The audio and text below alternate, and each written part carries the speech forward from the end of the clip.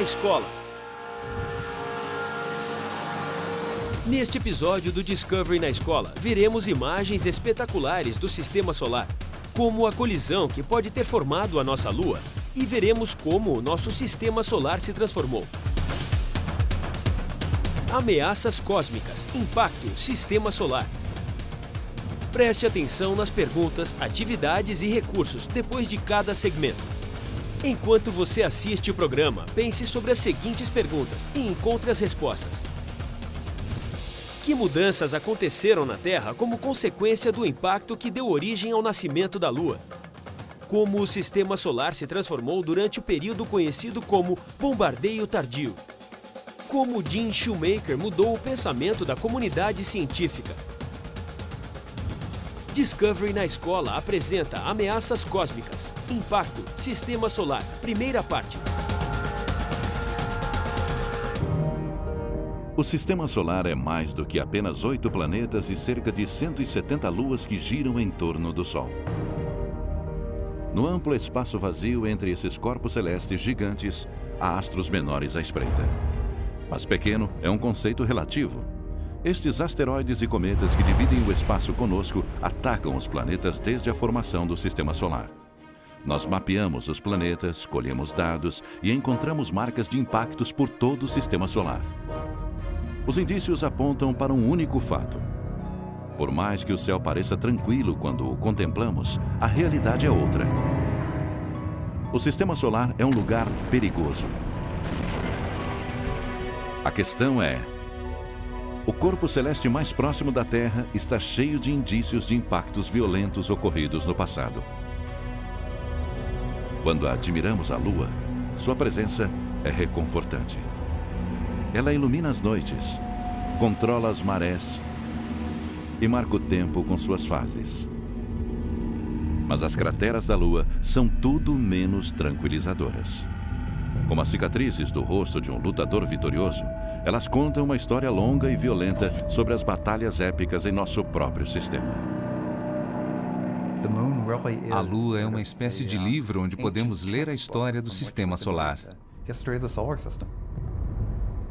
A história da Lua começou há 4,5 bilhões de anos, com seu nascimento apocalíptico.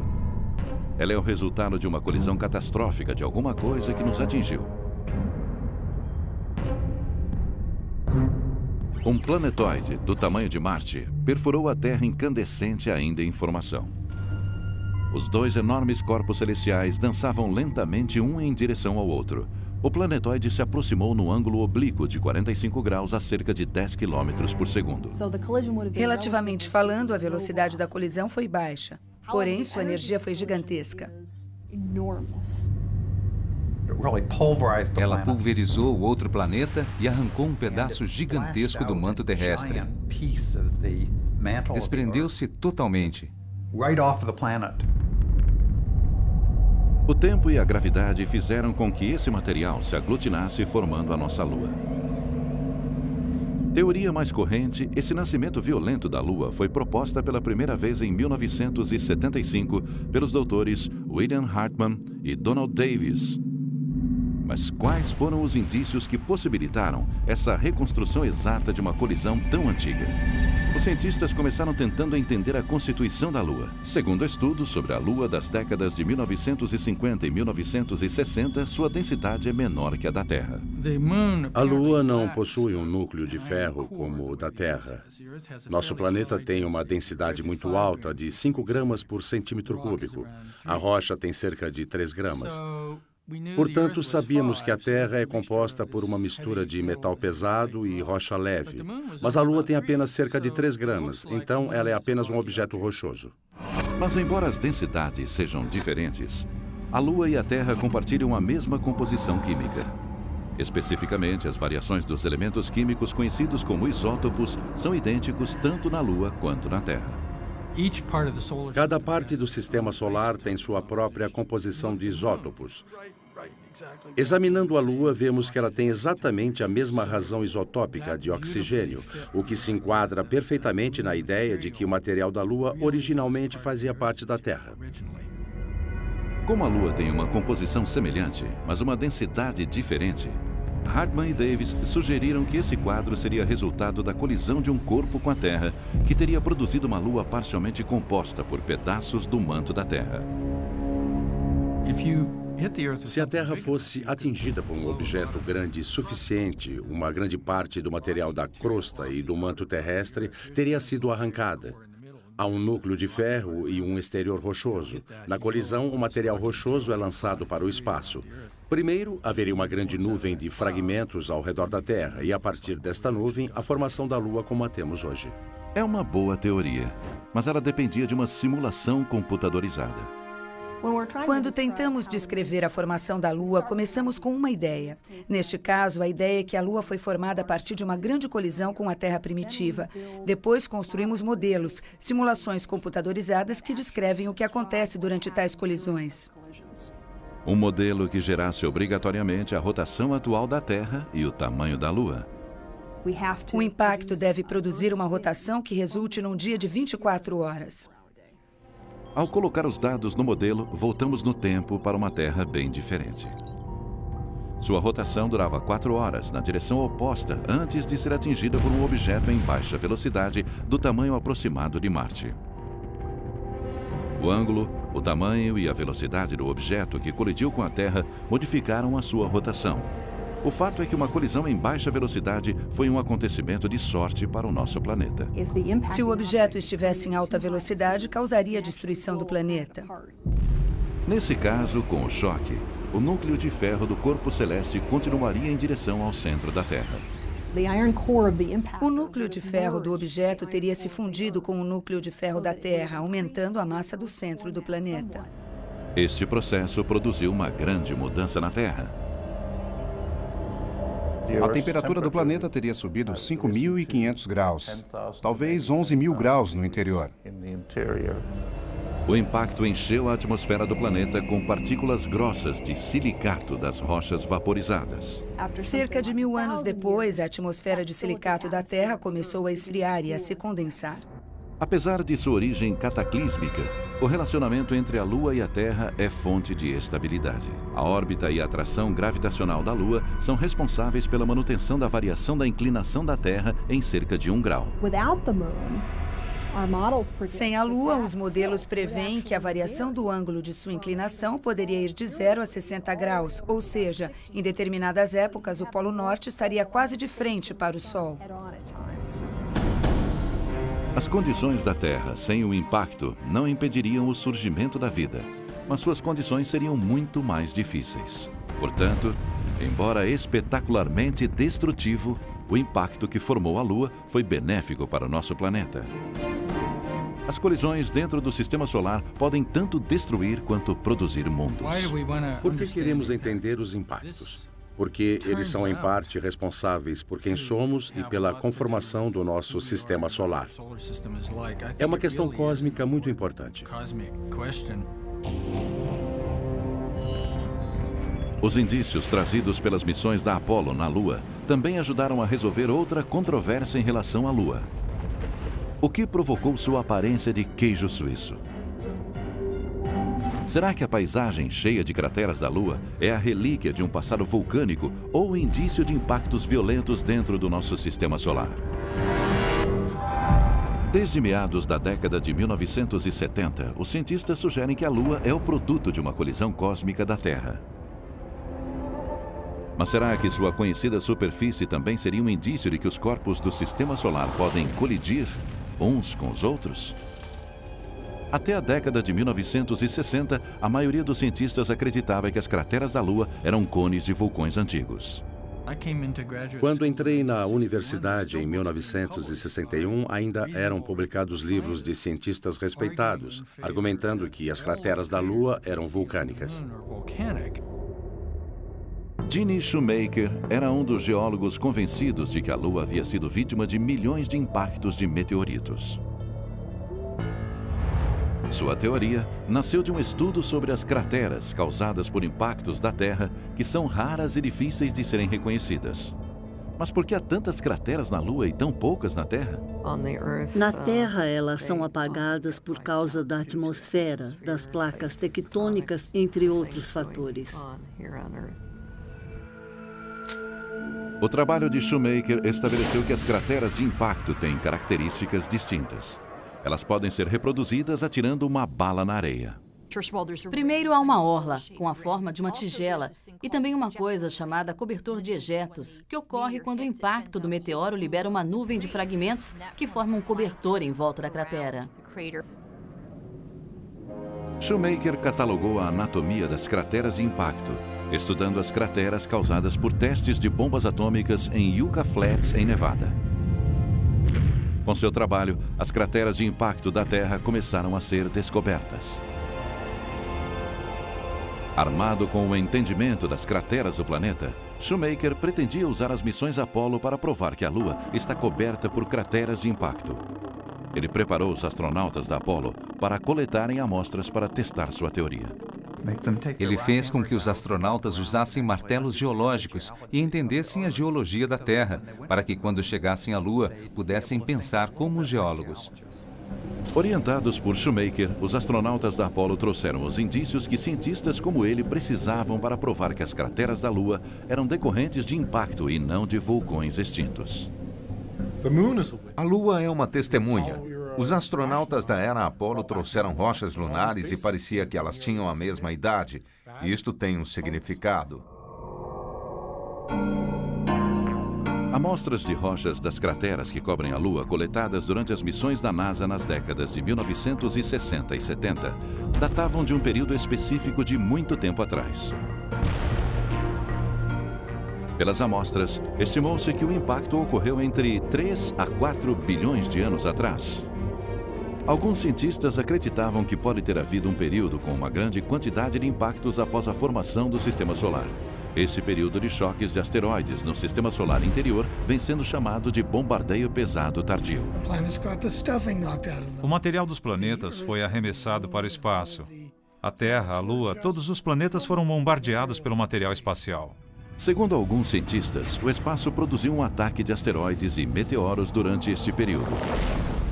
Por cerca de 300 milhões de anos, havia corpos maciços vagando pelo Sistema Solar, orbitando o Sol e interceptando as órbitas dos planetas telúricos. Eles eram como balas cósmicas e voavam por toda parte. Mas o que causou o bombardeio?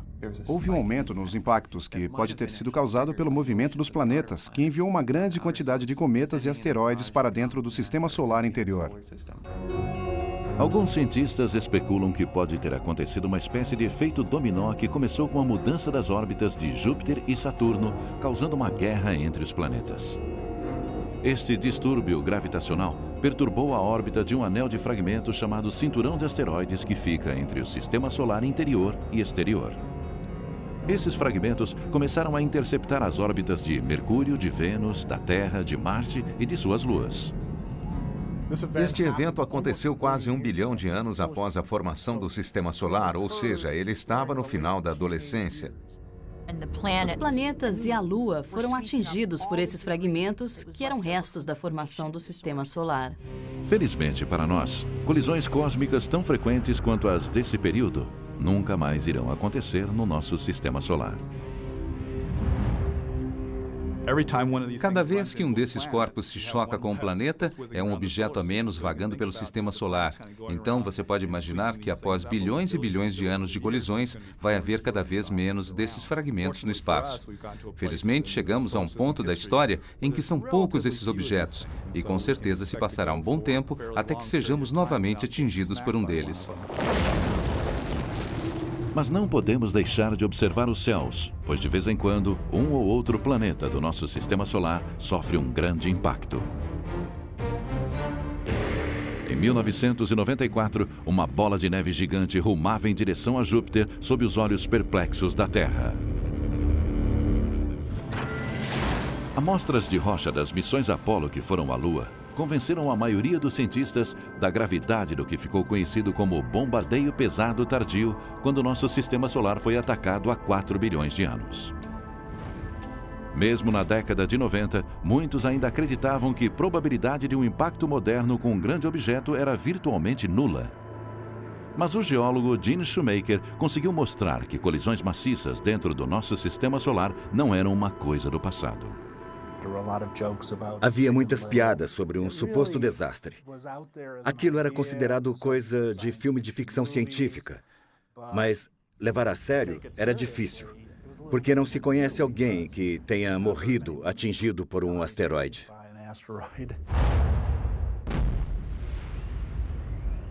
Mas Shoemaker foi um daqueles que levou a sério a possibilidade do impacto da Terra com um asteroide.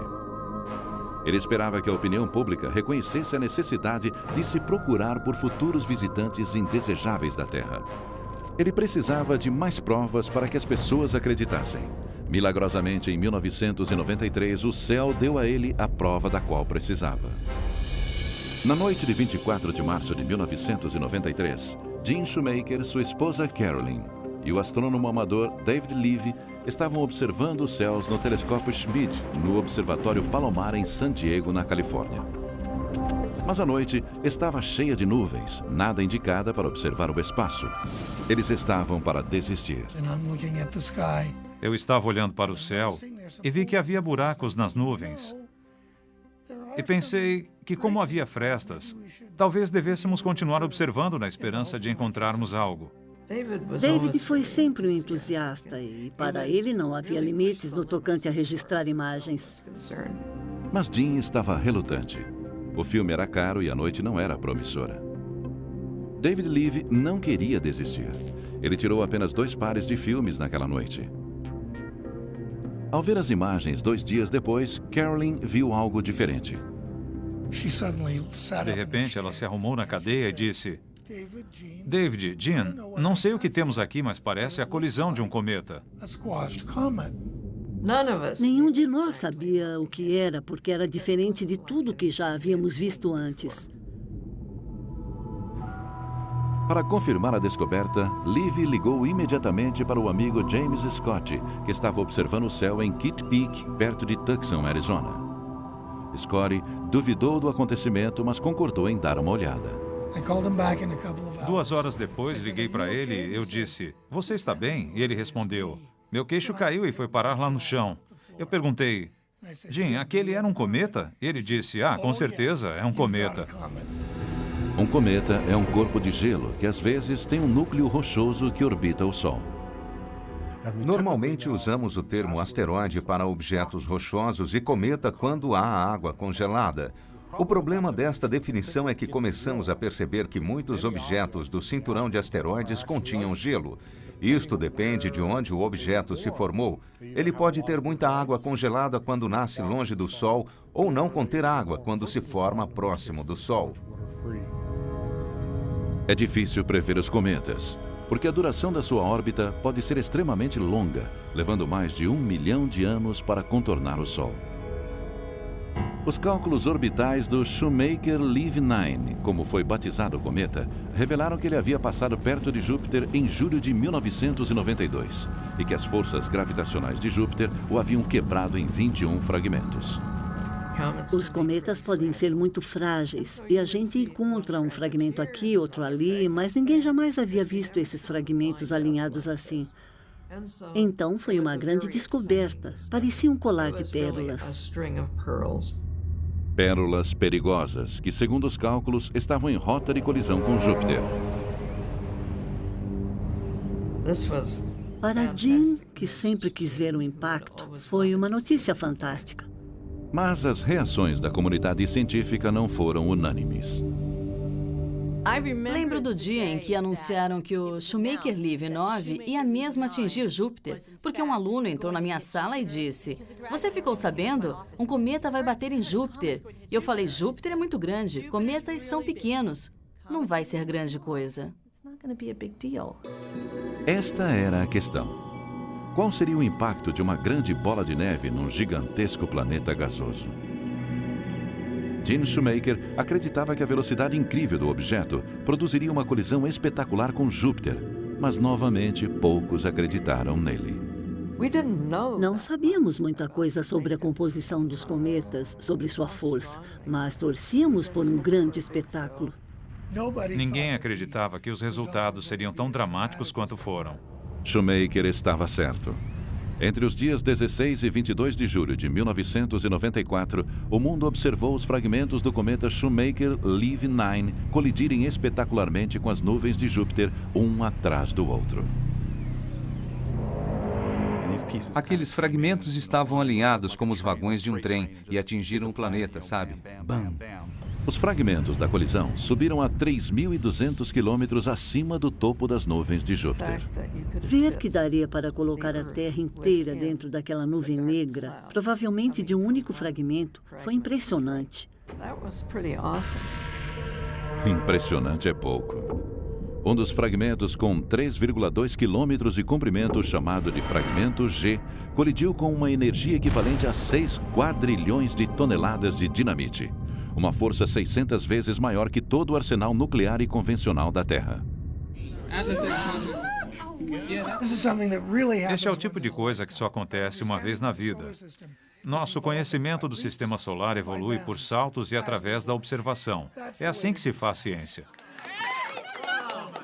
O evento provou, sem sombra de dúvida, que os impactos não são apenas possíveis, mas também inevitáveis e muito perigosos. Há quem especule que, se um fragmento de cometa do tamanho do fragmento G colidisse com a Terra, extinguiria a maior parte da vida do planeta. A consciência da possibilidade de uma colisão no sistema solar é apenas parte do legado de Gene Shoemaker. Em 1997, ele morreu num acidente de carro enquanto estudava as crateras de impacto em Alice Springs, na Austrália. Lembro que durante um jantar alguém perguntou a um conhecido meu quem era o maior cientista planetário, o maior geólogo do século XX. Ele nem pensou antes de responder. Gene Shoemaker, sem dúvida.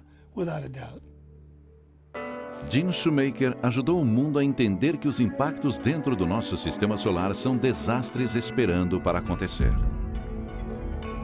Mas será que os impactos maciços também ajudaram a formar nossos vizinhos planetários, a mudar sua composição e mesmo sua postura? Por exemplo, por que Marte tem duas faces? E por que Urano está parado de lado? A seguir, as respostas para as perguntas de ameaças cósmicas, impacto, sistema solar, primeira parte. A Terra aumentou a massa de ferro no centro do planeta e mudou sua direção e velocidade de rotação como consequência do impacto, que deu origem ao nascimento da Lua. Durante o período de bombardeio tardio, o sistema solar se transformou com as mudanças gravitacionais de Júpiter e Saturno, que alteraram as órbitas do anel de asteroides e os detritos atacaram os planetas interiores. Gene Shoemaker mudou o pensamento da comunidade científica ao demonstrar que os perigosos impactos de asteroides e cometas não são coisa do passado. Ao contrário, são inevitáveis e muito perigosos. Discovery na Escola sugere a seguinte atividade na classe. Comente as características do sistema solar e planeje uma viagem espacial, levando em conta os planetas interiores e exteriores e o cinturão de asteroides. Se quiser saber mais sobre ameaças cósmicas, impacto, sistema solar, Discovery na Escola sugere que você visite estas páginas na web.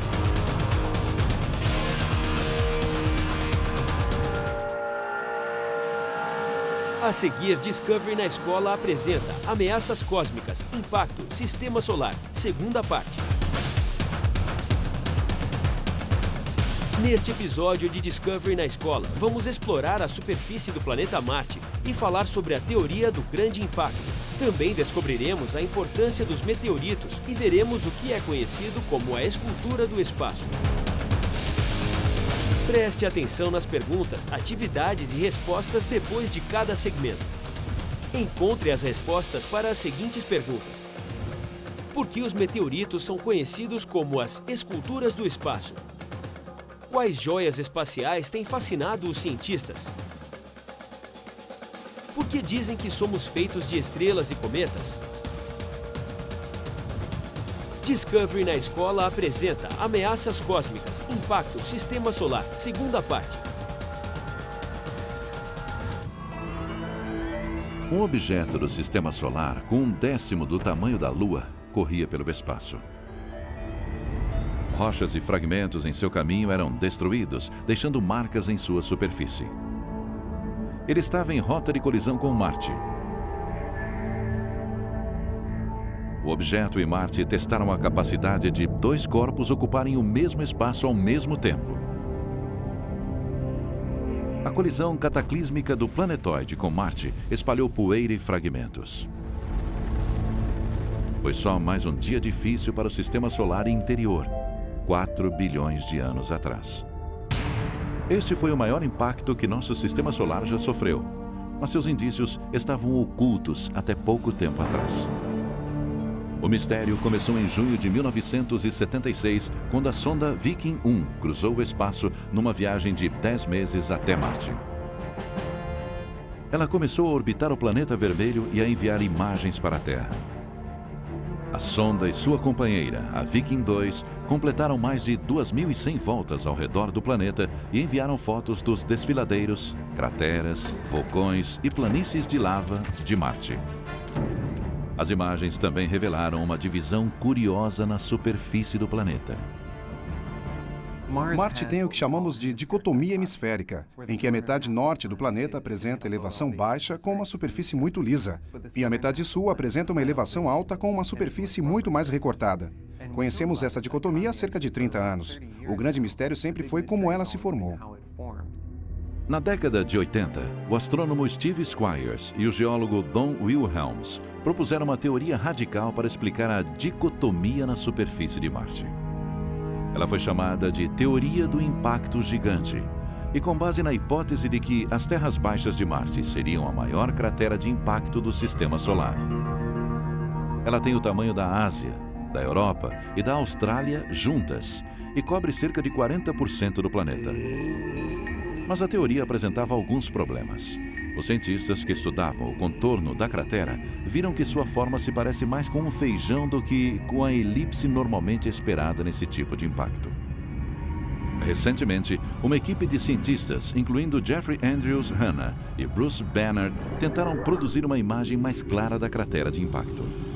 Através da topografia e das medições da gravidade, eles conseguiram olhar abaixo dos rios de lava da região de Tharsis, em Marte, que contém alguns dos maiores vulcões do Sistema Solar. Ao subtrair os efeitos da atividade vulcânica, eles conseguiram determinar o formato real da cratera.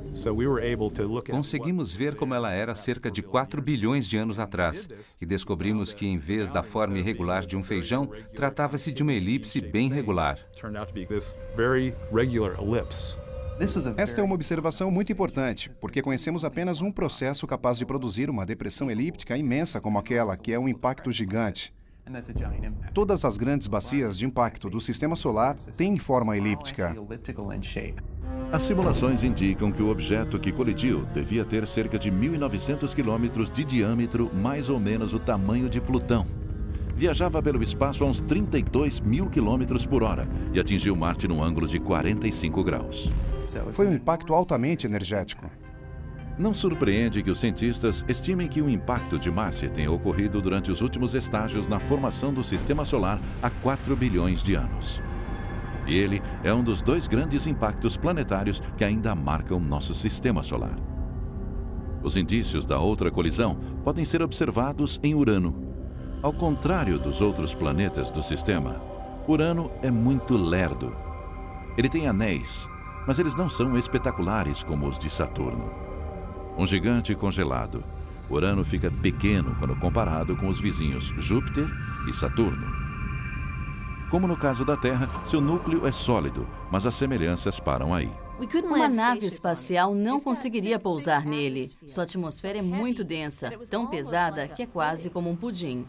E este pudim fica sobre uma cama de gelo que forma seu manto. Mas a característica mais espetacular que diferencia Urano de outros planetas é o fato dele estar extremamente inclinado. Durante anos, seu estranho alinhamento intrigou os astrônomos. Uma teoria sugerida pelo astrônomo soviético Viktor Safronov na década de 60 dizia que a causa havia sido um grande impacto com um objeto talvez tão grande quanto a Terra. Todos os planetas têm um eixo de rotação. Temos o planeta, aqui fica o Polo Norte e aqui o Polo Sul. Nossa inclinação é de 23 graus e meio. A inclinação de Marte é de 25 graus. A de Júpiter é próxima a 0 grau. Mas o caso de Urano é muito estranho, porque sua inclinação ultrapassa um pouco os 90 graus. E Safranov ressaltou que isto seria possível se o planeta houvesse sofrido uma colisão com um objeto com 3% de sua massa.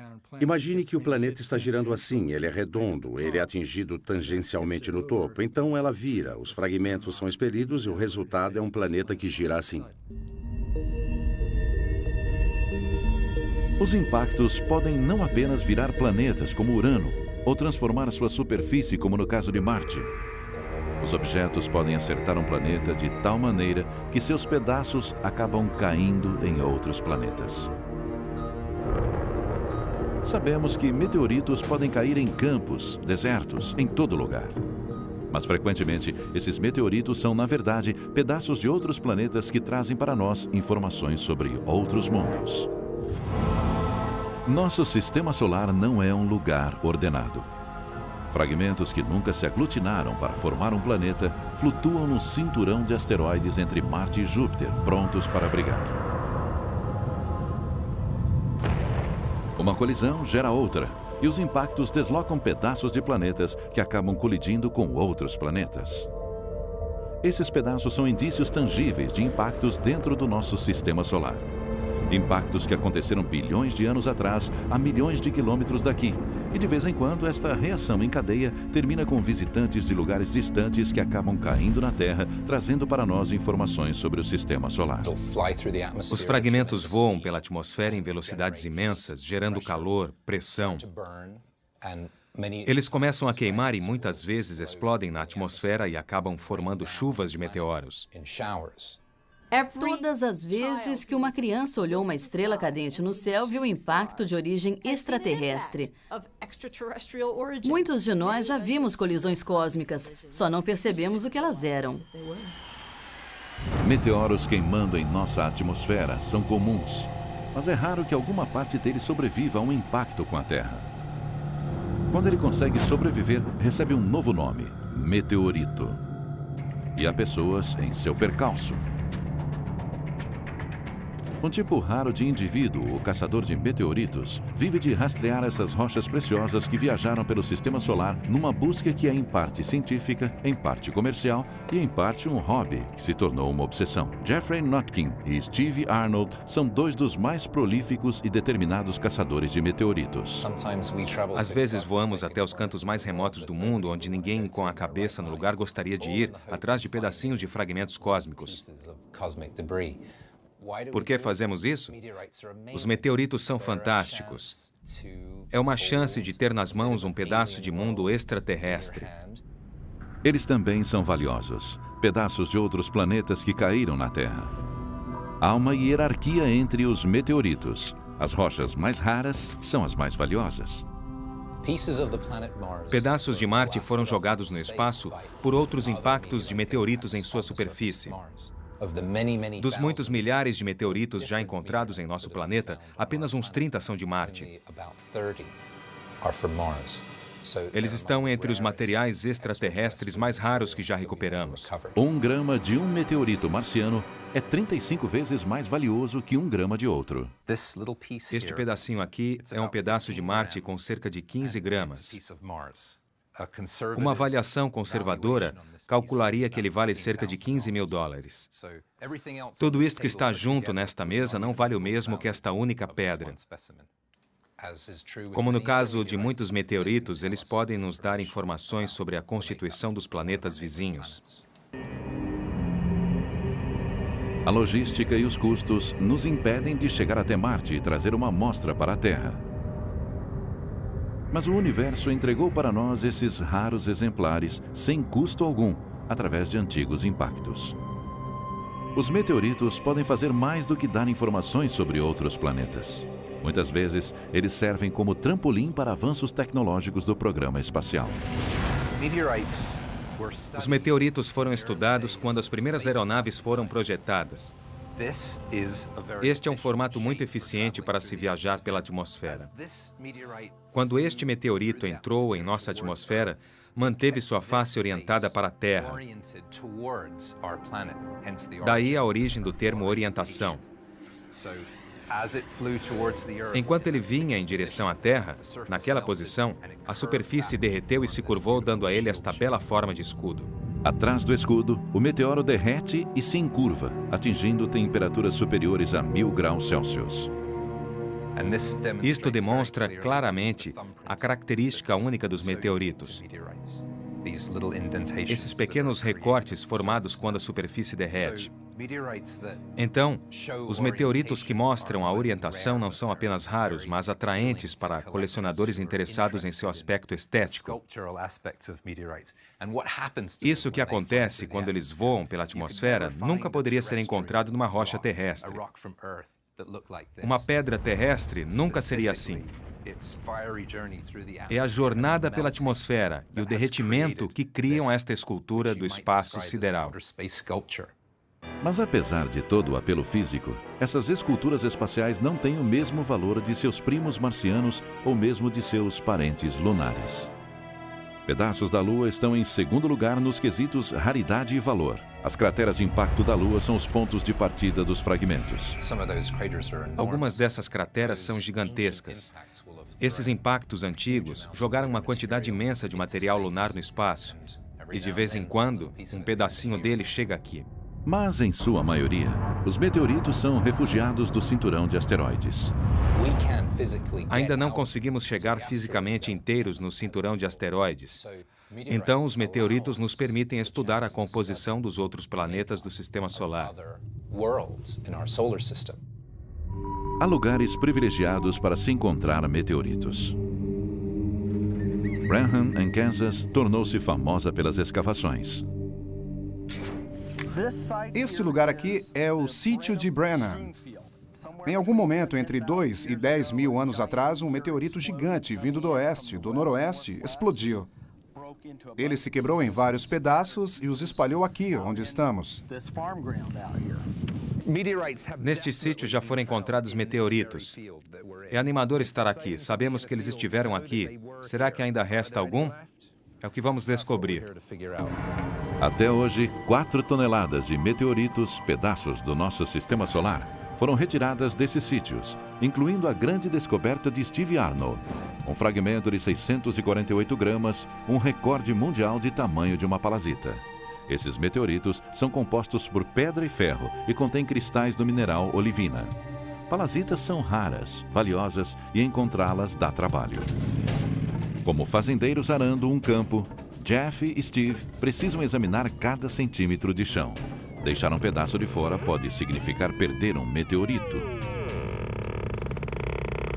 Certo.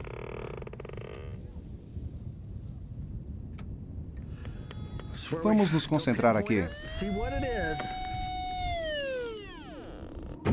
Cavar não é fácil, mas eles sentem a adrenalina da caçada. A possibilidade de estar em cima de um meteorito que vale dezenas de milhares de dólares torna a escavação menos cansativa. Mas é frustrante encontrar os falsos meteoros, objetos como uma roda enferrujada.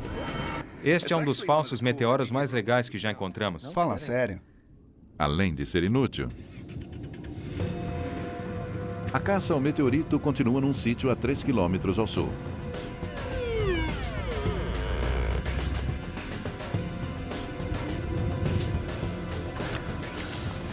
Certo. Caçador de meteorito parece um estilo de vida aventureiro e exótico. Mas desta vez a animação vale a pena. Eles atingiram alguma coisa cuja forma e composição sugerem ser um meteorito. Olha ali. Ele pode ser bem grande. Peguei. Olha só isso. Muito bem. Muito bem. Ele deve estar enterrado aqui há uns 5, 10, 15 mil anos, esperando o dia de hoje para ser descoberto. A forma clássica do meteorito, a face achatada pelo calor de entrada na atmosfera terrestre, e seu peso, cerca de 18 quilos, podem torná-lo valioso. 20, 25 mil dólares, talvez?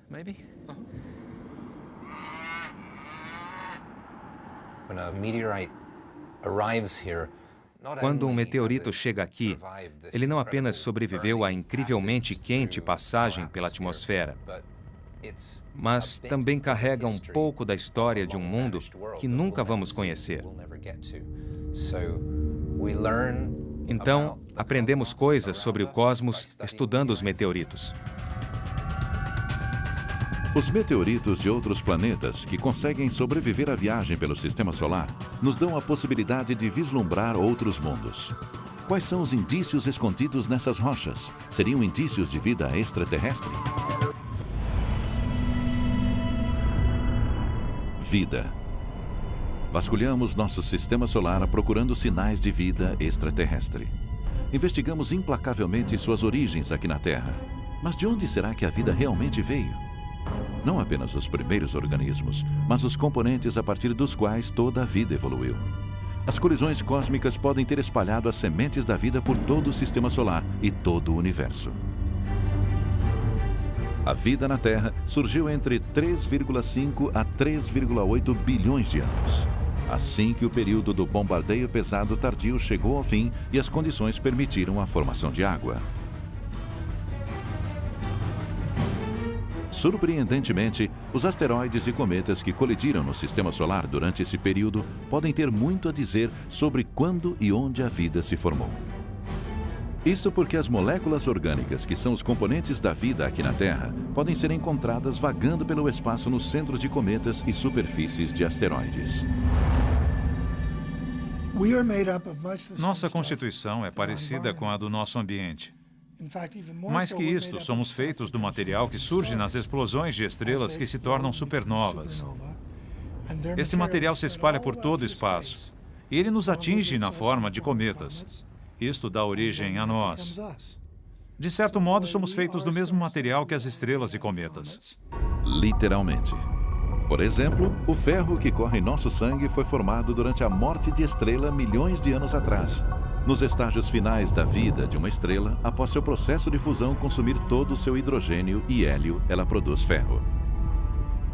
O ferro é distribuído através do espaço quando a estrela morre e explode. Este sistema de distribuição espalha os componentes da vida pela galáxia e além dela. Então, quando olhamos à noite para o céu, é difícil não se perguntar se há vida no espaço. Surpreendentemente, as colisões no nosso Sistema Solar podem trazer a busca pela vida extraterrestre para a superfície da Terra. Em 1984, na Antártida, caçadores de meteoritos encontraram uma rocha estranha que iniciou uma grande controvérsia sobre a possibilidade da vida em Marte. O meteorito em si era apenas um pedaço de pedra da superfície de Marte que estava cuidando de sua própria vida quando um meteoro atingiu o planeta Marte com força suficiente para superar a gravidade do planeta e enviá-lo para o Sistema Solar, onde ele vagou por um tempo até encontrar a gravidade da Terra e cair aqui. Ele foi chamado de ALH 84001 e pode ser a rocha mais importante já encontrada.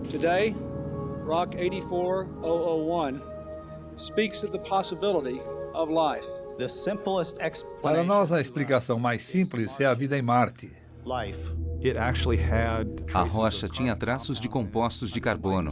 No microscópio, os cientistas viram estruturas muito semelhantes às formas mais simples de vida, e daí deduziu-se que essas rochas continham indícios da vida em Marte.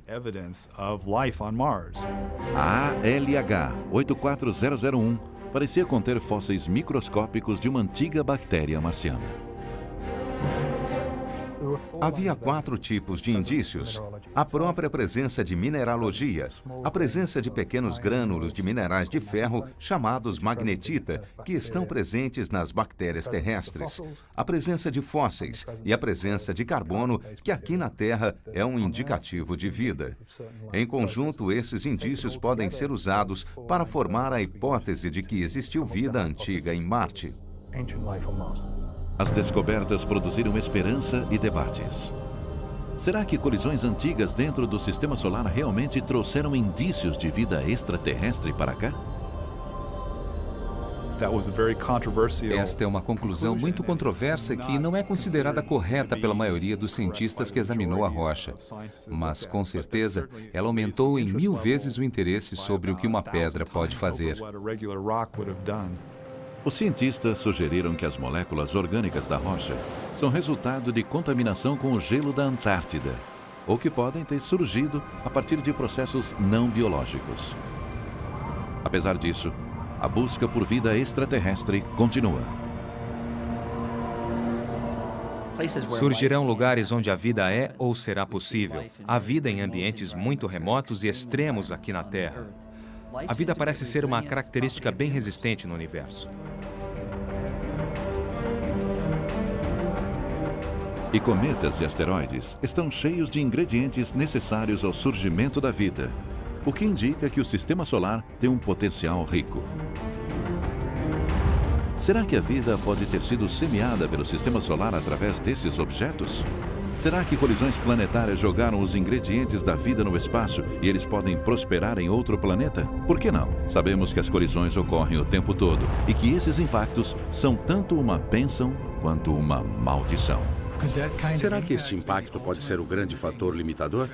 Talvez num planeta onde a evolução corria bem, houvesse uma civilização inteligente construindo uma nave espacial capaz de voar pelo universo. E cabum, um asteroide chegou na hora errada. Não sabemos realmente como é a evolução dos sistemas.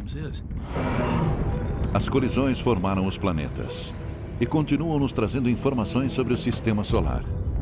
Mas de vez em quando, elas desferem um golpe mortal. A seguir, as respostas para as perguntas de ameaças cósmicas, impacto, sistema solar, segunda parte. Os meteoritos são conhecidos como esculturas do espaço, porque ao entrar na atmosfera, as altíssimas temperaturas derretem e achatam sua superfície formando pequenas fendas. As joias espaciais que têm fascinado os cientistas são meteoritos chamados palazitos, que contêm cristais translúcidos de cor verde oliva numa estrutura de níquel. Dizem que somos feitos de estrelas e cometas, porque o ferro que corre por nossa corrente sanguínea formou-se a partir da morte de milhões de estrelas. Agora que você viu este programa, Discovery na Escola sugere para você as seguintes atividades para realizar na classe. Faça uma pesquisa na internet e discuta na classe quem é David Levy, Gene e Carolyn Shoemaker e suas descobertas. Debata a existência da vida em outros planetas. Se quiser saber mais sobre ameaças cósmicas, impacto, sistema solar, Discovery na Escola sugere que você visite estas páginas na web.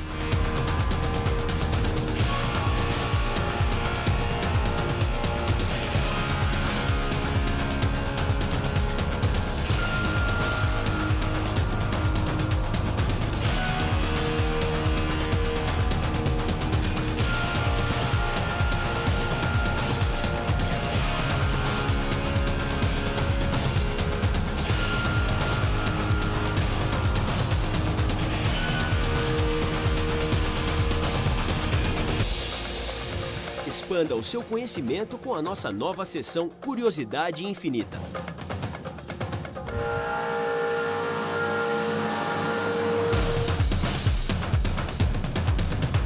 O guia máximo, o corpo humano. Sabe o que contribui para manter a temperatura corporal do ser humano estável?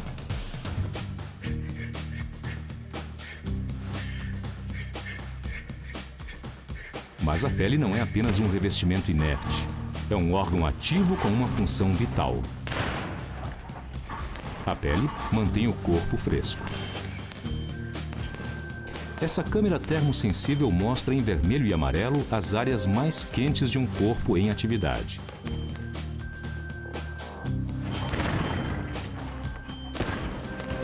Durante um exercício pesado, os músculos geram calor suficiente para ferver várias xícaras de café. Esse calor facilmente danificaria os órgãos internos, a menos que o corpo fizesse alguma coisa para evitar isso. Bem abaixo da superfície da pele existem 3 milhões de unidades controladoras de temperatura. São as glândulas sudoríparas. Cada uma delas um cano espiralado com 1,20 m de comprimento cheio de líquido. Quando o corpo se aquece, o cano sofre uma contração, fazendo sair uma gotícula de suor pela pele.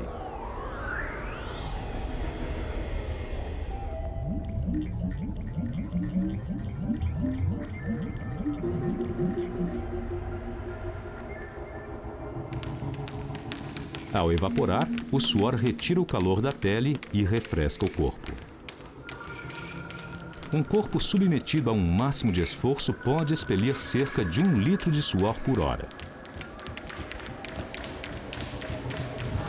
Chave para a resposta: glândulas sudoríparas, suor, pele, evaporação.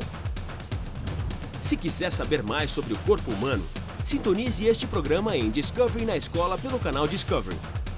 Procure o horário de transmissão do programa completo em nossa página web e expanda o seu conhecimento com a nossa nova seção Curiosidade Infinita.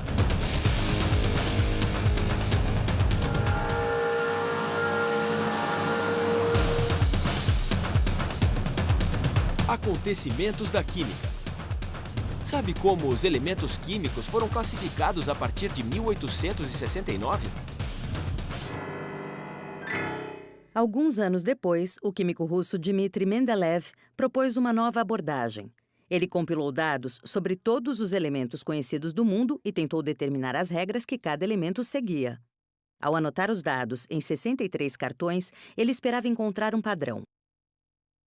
Cada cartão tinha as estatísticas vitais de um elemento: peso, brilho, ponto de fusão e, o mais importante, como ele reagia com outros elementos para formar compostos. Mendeleev organizou os elementos em ordem crescente de peso. Ele os agrupou em fileiras e colunas. Ele chamou as fileiras horizontais de períodos. As colunas verticais representavam famílias de elementos que possuíam características similares. Quando um elemento parecia quebrar o padrão da família, ele o passava para outro grupo, deixando uma lacuna.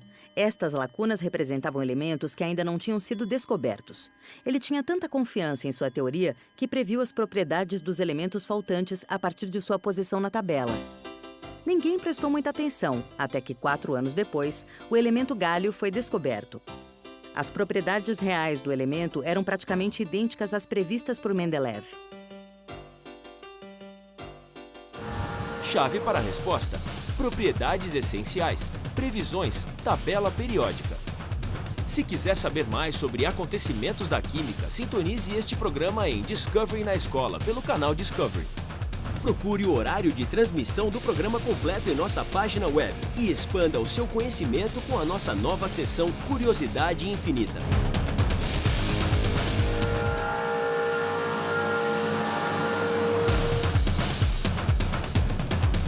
Eletricidade e magnetismo. Você sabe qual é o vínculo entre magnetismo e eletricidade? Parecia existir uma ligação entre o magnetismo e a eletricidade. Os marinheiros notavam que suas bússolas ficavam confusas quando um raio atingia o navio. Em 1820, o cientista dinamarquês Hans Christian Ørsted recriou este fenômeno natural em seu laboratório. Ele colocou uma bússola ao lado de um fio elétrico ligado a uma bateria. Quando a corrente elétrica passava pelo fio, a agulha da bússola se movia. Ørsted provou que uma corrente elétrica gera um campo magnético.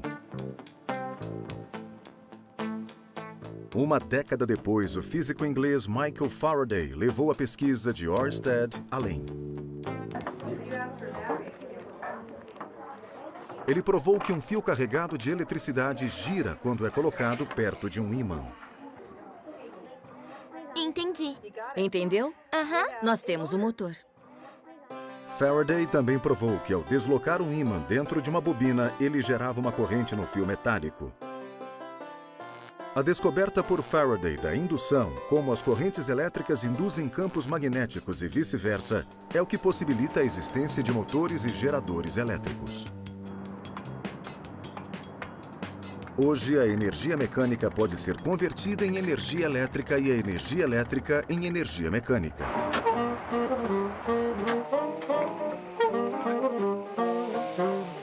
O magnetismo e a eletricidade foram unificados em uma teoria fundamental, o eletromagnetismo. E a vida jamais foi a mesma. chave para a resposta: corrente elétrica, campo magnético, indução.